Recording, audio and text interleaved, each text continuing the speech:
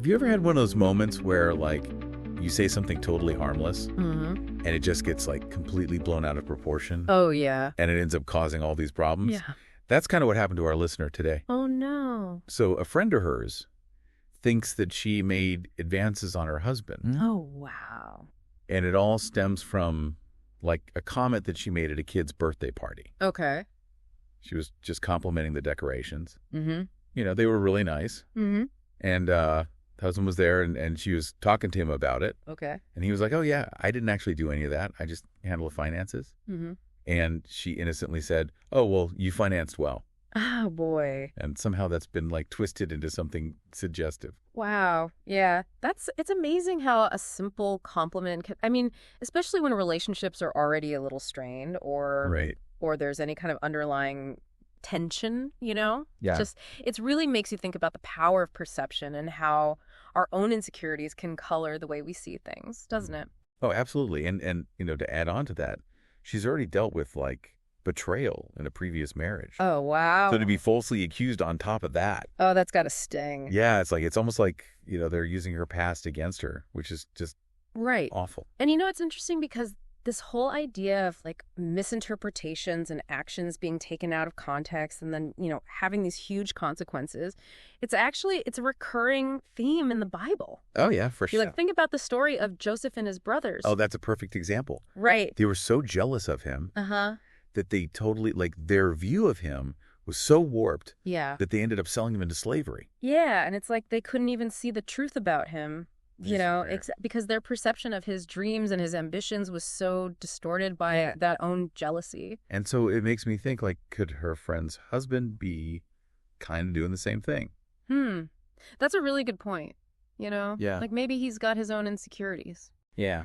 and he's projecting those onto this, you know, harmless interaction. Yeah. So it's not even really about her actions. It's about what's going on inside of him. Yeah. And the Bible actually talks about this a lot. Does it? Like in Proverbs Okay.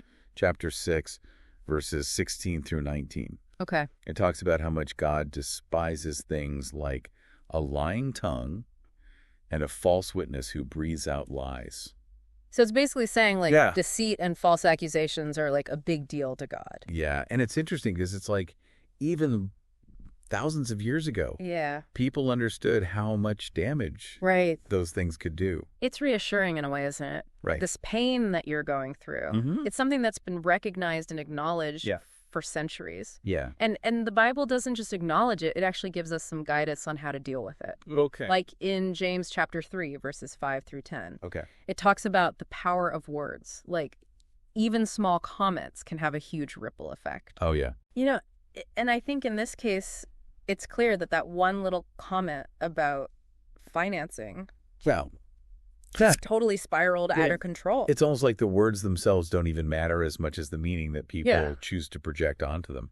Yeah, and that's where it becomes so important to remember your own worth Mhm. and hold on to the truth. You know what I mean? Right? Yeah. Like Matthew 5, 11 and 12.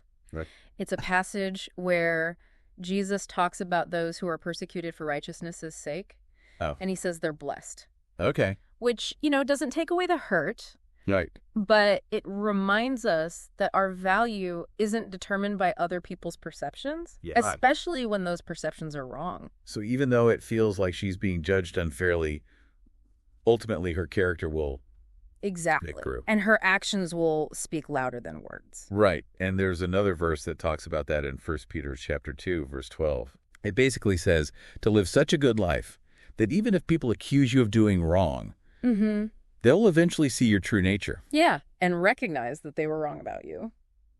Okay, so we've got these verses that are telling us to live righteously and trust that the truth will come out. Uh-huh. But what about all the hurt and the anger? Like, Oh. how do you deal with all that in the meantime? Well, that's where the idea of forgiveness comes in, Mm-hmm. which I know can be such a tough concept. Yeah. Ephesians 4:32 talks about, you know, being kind and compassionate and forgiving each other, just as Christ forgave us. Yeah, but what does that even mean? Right. Like, how can you forgive someone when they haven't even admitted Yeah. that they hurt you?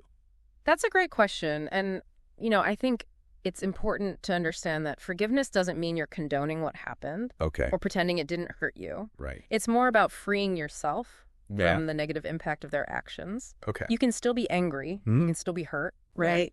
But you can choose to forgive at the same time. So it's not about them. Exactly. It's about you. It's about protecting yourself Right.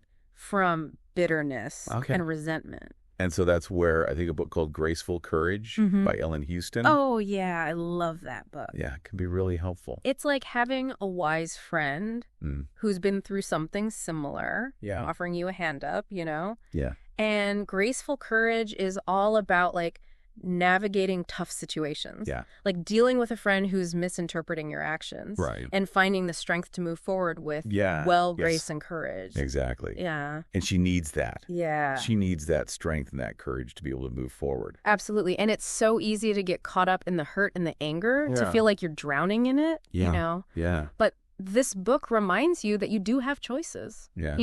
You can choose how you respond, even when it feels like everything's spinning out of control. That's such a good point. Like she doesn't have to let this define her. Exactly. Yeah. It's about taking back your own narrative, Yeah. You're not defined by someone else's misperceptions. Right. It's her story to tell. Exactly. But it's one thing to say forgive and move on. Yeah. It's another thing to actually do it. Right. And to make things even more complicated, she found out about this accusation through like a third party. Oh, wow. So she's not only dealing with the accusation itself. Right. But also with this really weird indirect communication. Oh, it's like a whole extra layer of awkwardness and hurt. Yeah. So have you thought about talking to your friend directly? Yeah, that's what I'm so torn about. Okay. Like, part of me wants to just like march right over there and set the record straight. But then I'm like, what if it just makes things worse? Yeah. What if she's already feeling insecure about her marriage? Right. And me bringing it up just like pushes her further away. I think those are valid concerns. Yeah. And it's a decision that only you can make. Yeah. But if you do decide to talk to her, approach it with a spirit of understanding. Okay. Focus on your hurt feelings. Okay. Clarify your intentions. And remind her how much the friendship means to you. So no blaming. Exactly. Yeah. No accusations. Just open and honest communication. Yeah. And be prepared that she might need some time to process things. Okay. Don't expect an instant resolution. Right. Healing takes time. Yeah. Especially in situations like this. This whole situation has really got me thinking about those biblical figures we talked about earlier. Oh, yeah. Specifically Joseph and Judas. Okay. They both experienced betrayal. Right. But in such different ways and with such different outcomes. It is interesting to compare and contrast those two stories, isn't it? Because Joseph, he was betrayed by his brothers out of jealousy, like we were talking about before, and he ended up sold into slavery. Yeah. But even in that horrific situation, he stayed true to his faith. Yeah. And, eventually he rose to a position of power. Okay. And he actually used his influence to help his brothers when they needed it. Wow. So he didn't just forgive them, he actively helped them. He actively chose to help them. That's like next level forgiveness. It really is. Yeah. And, his story teaches us that focusing on our own growth, even when we've been wronged, it can open up these incredible opportunities to make a positive impact. Yeah. Sometimes even on the people who hurt us. But then you have Judas, Right. who betrayed Jesus. Right. And his motives were so different. They were driven by greed and a fundamental misunderstanding of Jesus' mission. And unlike Joseph, who ultimately found peace and reconciliation, Yeah. Judas was consumed by guilt and despair. Yeah, his story is a reminder that our choices have consequences, Right. Not just for others, but for ourselves as well. It really highlights the destructive nature of betrayal. Yeah. And the importance of making sure our actions are aligned with our values. It's crazy how the Bible doesn't shy away from these like messy realities right. of human relationships. Yeah. Like it acknowledges the pain, Yeah. the struggle to forgive, and the challenge of reconciliation. It normalizes those feelings Yeah. and helps us make sense of them. And it reminds us that even when we feel alone, we're not. Yeah. Like our faith can be a source of comfort and strength. Absolutely. And speaking of finding strength and guidance, Yeah. I want to bring us back to Graceful Courage. You care. I think one of the most valuable things this book offers, Hmm? especially for someone in this situation, is the emphasis on self-compassion. Oh, that's so important. It is. Because it's so easy to get caught up in self-blame when something like this happens. Yeah. You start questioning if you did something wrong, Right. if you could have prevented it. And Ellen Houston reminds us to be kind to ourselves, Okay. to acknowledge our own hurt, Mm-hmm. and to allow ourselves time and space to heal.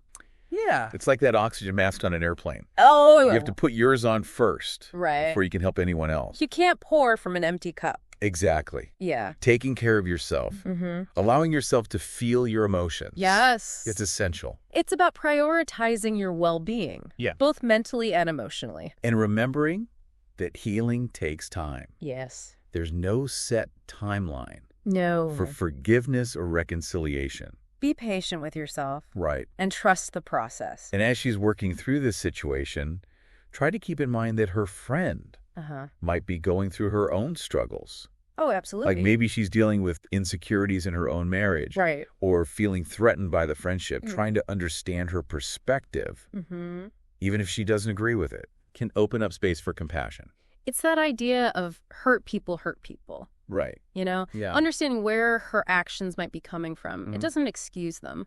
Right. But it can make it easier to forgive. Compassion isn't about condoning hurtful behavior. Right. It's about recognizing our shared humanity. Exactly. And approaching the situation with an open heart. And sometimes that compassion can be the first step toward healing the relationship. And that's where graceful courage can be so helpful. Yes. Ellen Houston shares specific exercises and strategies for cultivating compassion, both for ourselves and for others. It's like a great resource. One exercise that might be particularly relevant is the reframing the narrative exercise. Oh, yeah. Tell me about that one. It encourages you to look at the situation from different angles, Oh, okay. to consider alternative explanations for your friend's behavior. Okay. And it's not about making excuses for her, Right. but rather about trying to understand the situation more fully, which can make it easier to let go of anger and resentment.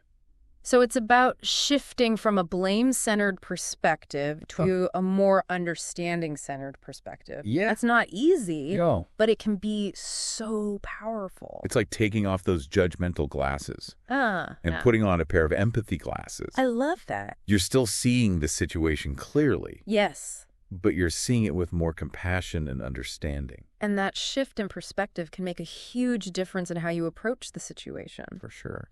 You know, it might even open up possibilities for communication and healing that you hadn't even considered before. We've talked a lot about forgiveness and understanding today. Yeah. And I know it can feel overwhelming, especially when you're in the middle of a situation like this. Right. But remember, you don't have to figure everything out right away. Take your time. Yeah. Be gentle with yourself. Mm-hmm. And lean on the resources that resonate with you. Okay. Whether it's your faith, Yeah. supportive friends, professional guidance, Right. or books like Graceful Courage. Yeah. There's help available. And remember, you're not alone in this. No, you're not. Betrayal and misunderstanding are unfortunately part of the human experience. They are. But so are resilience, Yeah. forgiveness. And the power of choosing hope, Yes. even in the face of adversity. Before we wrap up this deep dive, Okay. I want to leave you with one final thought. Okay. We've talked about how forgiveness can be a powerful tool for healing, but it's not always easy. Right. It takes courage Yeah. and a willingness to let go of the pain and anger. So I want to ask you this. Okay. How might applying the principles of forgiveness and understanding change your approach to this situation? Would it shift your perspective? Yeah. Would it open up new possibilities for communication or healing? That's a powerful question to consider. It is. Because ultimately, you have the power to choose how you move forward. Yeah. You can choose to hold on to the hurt and the anger. Right. Or you can choose to forgive and seek understanding. And that choice, Mm-hmm. that act of choosing forgiveness, Yeah, can be incredibly empowering. it is. It's about reclaiming your own narrative Exactly. and stepping into a future where you're no longer defined by the actions of others. So as you navigate this challenging situation, remember the wisdom we've explored today. Yeah. Remember the power of forgiveness, the importance of understanding, Yes. and the incredible strength that resides within you. Lean into those resources. Yes. Trust your intuition and know that you're not alone on this journey. And maybe as you continue to explore graceful courage, you'll discover even more insights and tools to help you move forward Yes. with grace and resilience. Until next time, keep seeking, keep exploring. We so appreciate that you joined us today for this episode of Blessed and Adored. If you found today's episode helpful, won't you drop a comment below and let us know? We would so appreciate it. And please come back next week for another dive into how the Word meets real life. Take care.